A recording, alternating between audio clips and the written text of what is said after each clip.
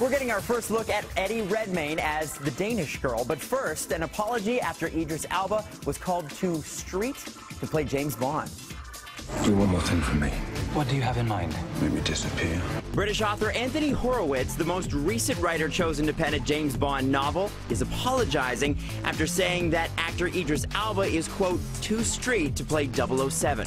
Elba has long been the favorite to play Bond after Daniel Craig's final turn as the spy in the upcoming Spectre. But in a recent interview with the Daily Mail, Horowitz named Adrian Lester as a better fit for the role. He said, quote, for me, Idris Elba is a bit too rough to play the part. It's not a color issue. I think he is probably a bit too street for Bond. Is it a question of being suave? Yeah. The comment sparked major backlash, prompting Horowitz to release an apology stating, in part, clumsily, I chose the word street, but I admit it was a poor choice of word. I am mortified to have caused offense. Elba himself has not responded. Would you help me with something? You will not tell anyone about this. A first look at The Danish Girl is already generating serious award show buzz for reigning Best Actor winner Eddie Redmayne. I think Lily's thoughts. I dream her dreams. Redmayne plays 1920s transgender pioneer Lily Elbe, who was one of the first people to undergo sex reassignment surgery. Fact is, I believe that I'm a woman. And I believe it too. The biopic will premiere at the Toronto International Film Festival next Saturday. Of course, Entertainment City will be right there on the red carpet. This will be Redmayne's second year in a row bringing a buzzy movie to TIFF. Last year, he premiered The Theory of Everything in Hollywood North, another film in which he portrayed a real-life figure, Stephen Hawking.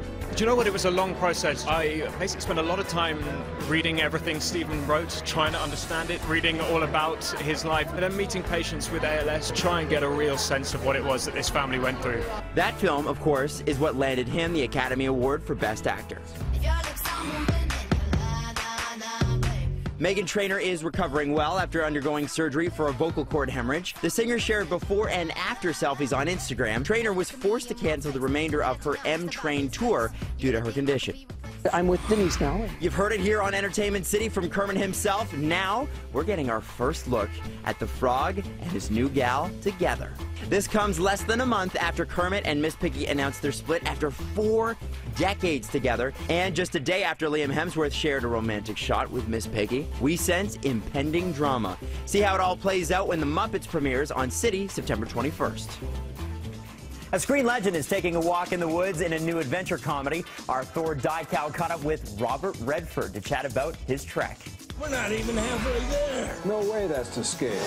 Map to scale. That's it. New plan. If you could pick one place, you know, in the entire globe that kind of brings you solace in terms of the natural world, where would that be? New Zealand. Of all the places in the world that I've been, that's the one remaining place that still has some purity attached to it. We're so obsessed with selfies and social media right now. Why is it important to still be curious about the natural world? Isn't that sad that we've become so addicted to making things faster and easier that we're losing touch with the natural world? I have a positive hunch that it's going to start swinging back. That people are going to realize, hey, I'm eating up a lot of my life by a screen. That's virtual reality. A Walk in the Woods hits theaters today. And remember, tune in for your entertainment news first in the morning here on Entertainment City and anytime on Twitter @NCity.